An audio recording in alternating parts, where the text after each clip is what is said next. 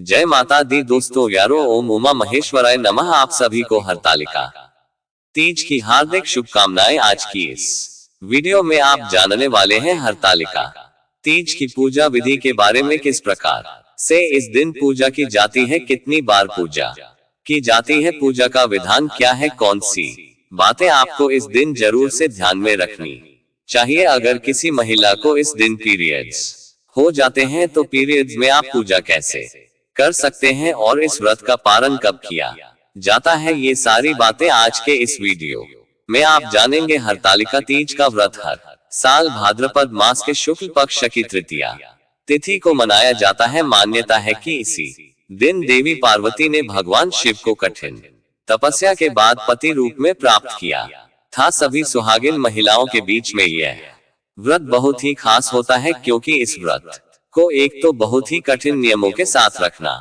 होता है। यह व्रत निर्जला रखा जाता है। जिस तरह से छठ की पूजा होती है नहाए खाए के साथ, उसी तरह से यह व्रत भी प्रारंभ होता है। एक दिन पहले ही आपको शुद्ध सात्विक भोजन करना होता है और अगले दिन आपको पूरे 24 घंटे के लिए निर्जला रहना होता है।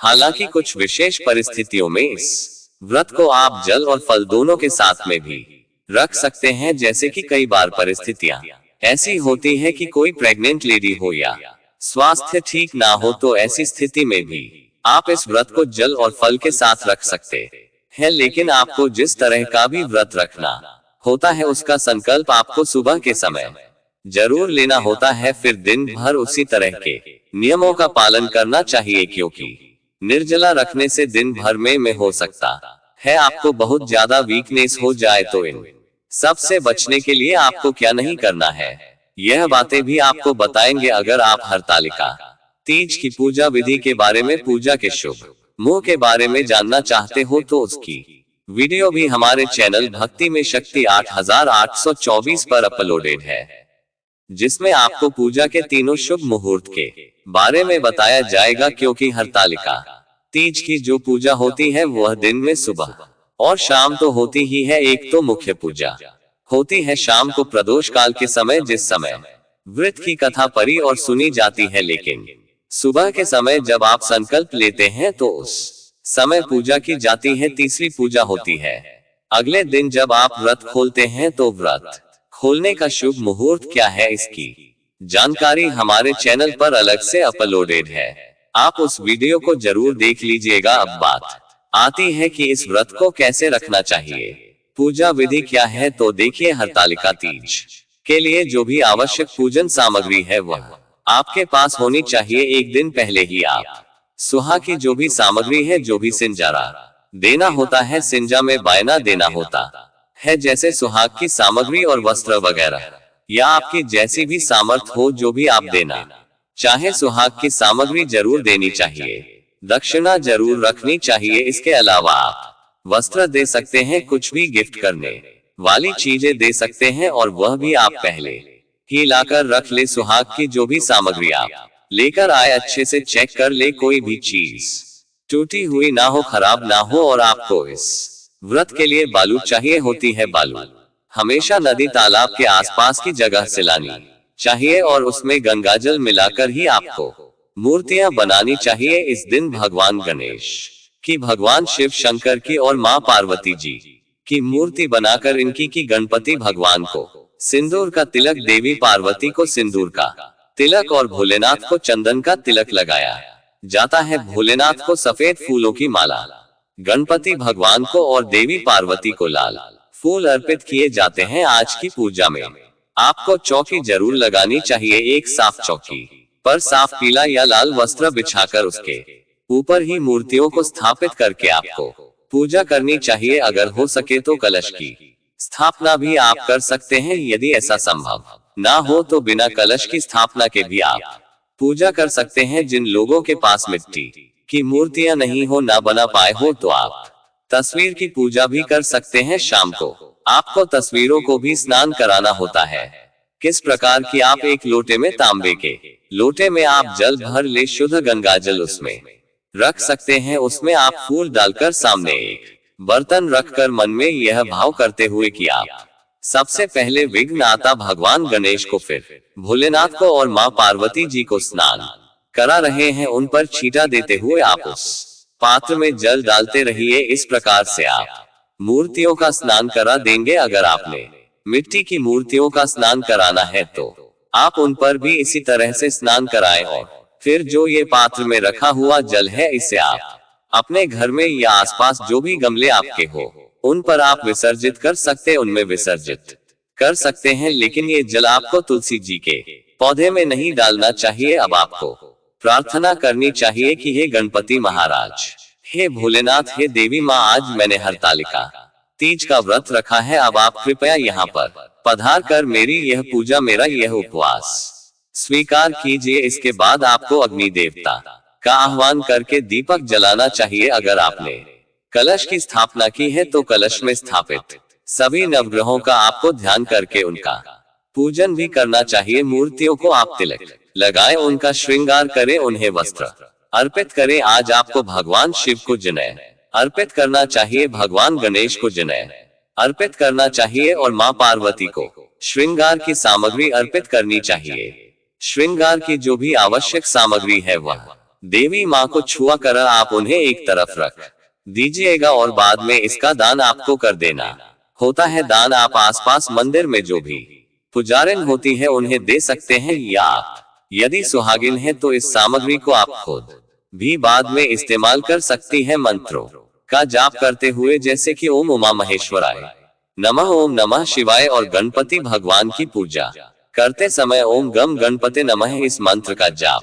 करते हुए आप उन्हें भोग लगाए। भोग में आप लड्डू, मोदक का 500 इलायची का भोग गणपति भगवान को और भगवान शंकर को फल मिठाई का भोग लगा सकते हैं। भांग, धतुरा, बेलपत्र, शमपत्र का भोग लगाए और देवी पार्वती को आप फल मिठाइयों का भोग लगाए, या जो भी भगवान आपने आज के दिन बनाए हैं, गुजिया, मालपुए या पक्का भोजन, आप उनका भोग शाम के समय लगाए। शाम के समय ही आपको इन सब चीजों का भोग लगाना है। सुबह की पूजा में आप केवल फल या मिठाई का भोग भी लगा सकते हैं। अगर आपके पास शिवलिंग है तो शाम के समय आप शिवलिंग का अभिषेक कर सकते हैं। यदि शिवलिंग ना हो तो शाम की पूजा जब आप अपने घर पर संपन्न कर ले, उसके बाद आसपास के मंदिर में जाकर शिवलिंग का अभिषेक भी आपको करना चाहिए। शाम के समय अगर आप ना कर पाए तो सुबह आप शिवलिंग का अभिषेक जरूर करें, क्योंकि आप आज के दिन शिवलिंग का अभिषेक करने से भोलेनाथ बहुत प्रसन्न रहते हैं और आपकी मनचाही इच्छा भी पूर्ण करते हैं। क्योंकि यह व्रत सुहाग से जुड़ा है, अगर हो सके तो शाम की पूजा आपको पति के साथ बैठकर ही करनी चाहिए। अगर पति सम्मिलित ना हो पाए तो बहुत ज्यादा परेशान होने की जरूरत नहीं है, आप खुद भी पूजा कर सकते हैं। हरतालिका तीज के दिन जो व्रत कथा पढ़ी और सुनी जाती है वह आपको हमारे चैनल भक्ति में शक्ति 8824 पर भी मिल जाएगी। आप चाहे तो खुद भी पढ़कर, सुनकर, मोबाइल में देखकर या सुनकर कथा पढ़ सकते हैं, या फिर आपके घर में यदि कोई छोटी कन्या हो तो उनके मुंह से भी आप ये कथा सुन सकते हैं। कथा कभी भी खाली हाथ नहीं सुनी जाती है। कथा करते समय, पूजा करते समय आपका सिर ढका होना चाहिए और कथा सुनते समय आपके हाथ में पुष्प और अक्षत होने चाहिए। कथा समाप्ति के बाद श्रद्धा और विश्वास के साथ इन पुष्प को, अक्षत को देवी माँ के चरणों में अर्पित कर देना चाहिए। आपने माता पार्वती के लिए जो सिंदूरा बनाया है उसमें आपको सिंदूर भरना चाहिए। जब आप देवी पार्वती का श्रृंगार करें उस समय 7 बार उनकी मांग में यह सिंदूर लगाया जाता है, जिसे आप अगले दिन व्रत खोलते समय वापस देवी माँ से मांगते हैं। वापस मांगने की जो विधि है या व्रत पारण की जो विधि है, जिसे व्रत खोलना भी कहते हैं, उसकी वीडियो आपको हमारे चैनल भक्ति में शक्ति 8824 पर अलग से मिलेगी। तो शाम के समय अपनी सासू माँ को, अपनी नंद को या किसी भी सुहागिन महिला को जो बायना दिया जाता है, जिसे सिंजारा भी कहते हैं, वह सारी सामग्री आपको शाम के समय पूजा करते समय रखनी चाहिए।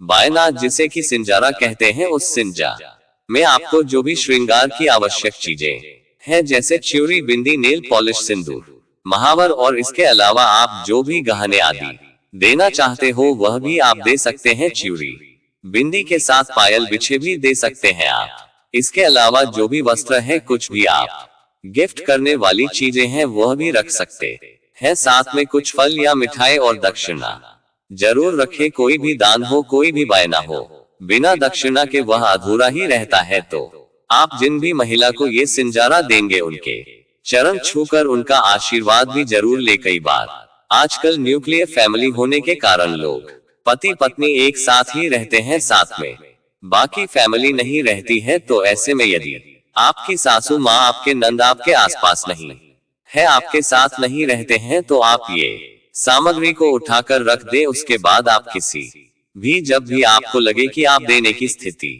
में है, उस दिन भी आप इनका दान कर सकते हैं। यदि किसी महिला को पीरियड्स होते हैं तो वह उसके बाद में जब भी शुद्ध हो जाए तो उसके बाद ये सिजार की जो भी वस्तुएं हैं, जो भी सामग्री है, वह अपने परिवार की महिला को दे सकती है। सुबह को जल्दी उठकर आप स्नान आदि से निवृत्त हो जाए, और क्योंकि इस व्रत को निर्जल रखना होता है तो एक दिन पहले आप रात तक खूब अच्छे से पानी पिए। लिक्विड चीजें ले, जूस वगैरह ले सकते हैं, नींबू पानी, नमक वगैरह एक दिन पहले आप ले सकते हैं, ताकि अगले दिन व्रत को रखने में आपको कोई भी प्रॉब्लम ना हो। कुछ जगह पर हरतालिका तीज के दिन सुबह को 3 बजे से लेकर 400 बजे के बीच में सरगी भी खाई जाती है। हालांकि बहुत सारी जगह पर ऐसा नियम नहीं भी है, तो आपके यहाँ जो भी रीति रिवाज हो आप उनका पालन करें सुबह सरगी में। वैसे तो लिक्विड चीजें, जूस, फल वगैरह आप ले सकते हैं। लिक्विड चीजें ज्यादा लेंगे तो ज्यादा अच्छा है। नमक का सेवन नहीं करना होता है। तो आप सुबह स्नान करके पूजा की तैयारी करें। अपने घर के मंदिर में गंगा जल छर करा पवित्र कर ले। पूजा करने से पहले हर सुहागिन महिला को अच्छे से श्रृंगार कर लेना चाहिए। हो सके तो नए वस्त्र धारण करे, नहीं तो वस्त्र साफ सुथरे धुले हुए होने चाहिए। भूले से भी काले या भूरे का प्रयोग आज के दिन पूजा में नहीं करना चाहिए। तो अब आप सबसे पहले विघ्नहर्ता भगवान गणेश जी की पूजा करें। जो भी तस्वीर या मूर्तियां आपके पास पहले से है, आप उनकी पूजा सुबह के समय कर सकते हैं। हाथ में जल, पुष्प और अक्षत लेकर आपको व्रत का संकल्प लेना होता है और भगवान का, देवी देवताओं का आह्वान आपको करना होता है। संकल्प लेने से पहले आप घर के मंदिर में दीप जला ले। दीपक कभी भी खाली नहीं जलाया जाता है। दीपक के नीचे कुछ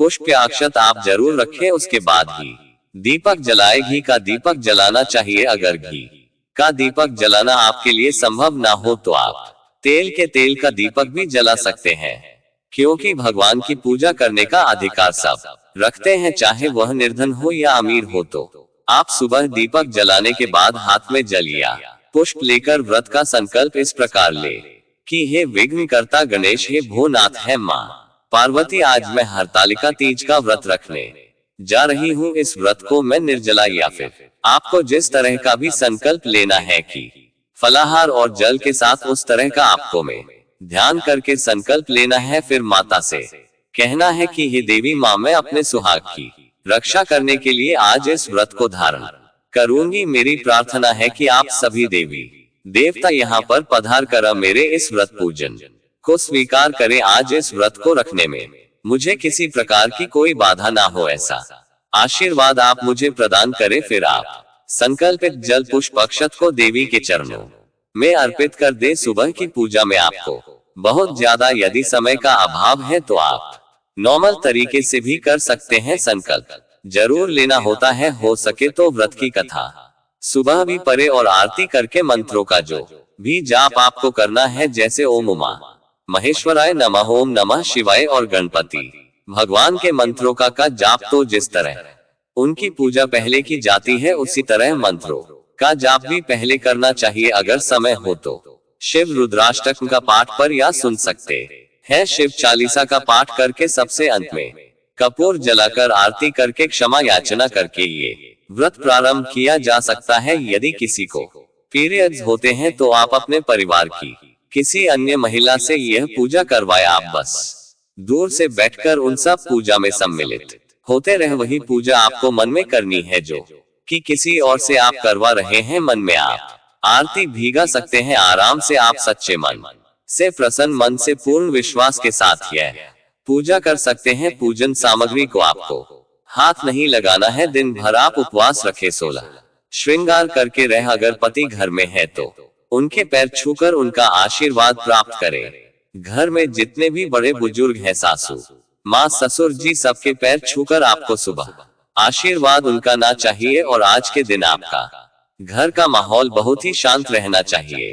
क्रोध करने से या दिन में सोने से यह व्रत खंडित हो जाता है। अगर किसी की तबीयत ठीक नहीं है तो ऐसे में आप दिन के समय आराम कर सकती है, लेकिन जरूरत ना हो तो आप दिन के समय सोने से बचे। ऐसी मान्यता है कि जो महिला व्रत के दिन सोती है उन्हें अगले जन्म में अजगर का रूप मिलता है। सामग्री है वह अपने परिवार की महिला को दे सकती है, लेकिन ऐसी स्थिति में उस दिन आपको शिव मंदिर में जाकर विधिवत भगवान गणेश जी का, भोलेनाथ का और माँ पार्वती का पूजन करके फल या मिठाई का भोग उन्हें लगाना चाहिए। और उस दिन भी आप व्रत की कथा परिया सुन सकते हैं, क्योंकि दिन भर आपने निर्जला उपवास रखा है तो शाम होने तक हो सकता है कि आपको बहुत ज्यादा दिक्कत होने लगे। आप बस भगवान का ध्यान रखते रहे, माता पार्वती से शक्ति मांगे, सामर्थ्य मांगे कि वह आपके इस व्रत को सफल बनाए, आपके व्रत को स्वीकार करे। बहुत ज्यादा अगर प्यास लगे, आपसे रहा ना जाए तो आप कुल्ला कर सकते हैं, लेकिन कोशिश करे कि यह जल आपके गले से नीचे ना उतरे। जो भी महिला इस व्रत को निर्जल नहीं रख पाए, फलाहार करना चाहती हो तो शाम की पूजा करने के बाद आप पहले शुद्ध सात्विक चीजों का भोग भगवान को लगा ले, माँ पार्वती जी को लगाए। उसके बाद आप खुद जल ग्रहण करके और फलाहार करके इस व्रत को खोल सकती है। फलाहार में भी आपको कोशिश यही करनी चाहिए, नमक का सेवन ना करें। आप केवल फल वगैरह ले सकते हैं, जूस ले सकते हैं, जल ले सकते हैं। और उसके बाद आप अगले दिन सुबह व्रत का पारण करने के बाद शुद्ध सात भोजन से अपना व्रत खोल सकते हैं। आज के दिन अपने घर को हो सके तो सुंदर से सजाना चाहिए। मंदिर में आप रंगोली बना सकते हैं। आज के दिन आप केले के पत्तों से मंडप भी बना सकते हैं, क्योंकि कोई भी पूजा पाठ यदि आप करते हैं तो उसे सच्चे मन से, लगन से करनी चाहिए। अगर परिवार में किसी भी महिला ने हरताली का तीज का व्रत रखा है तो परिवार के बाकी सदस्यों को चाहिए कि वह व्रती महिला की सेवा करे, उन्हें आज के दिन कम से कम काम करने दे, घर का माहौल अच्छा रखे, किसी भी तरह का क्लेश, झगड़ा या कोई भी तरह का काम ना हो जिससे व्रती महिला को किसी भी तरह का मानसिक तनाव हो। ये थी आज की वीडियो। उम्मीद है जानकारी आपको पसंद आई होगी। जय माता दी दोस्तों यारों, फिर मिलते हैं अगले वीडियो में। धन्यवाद।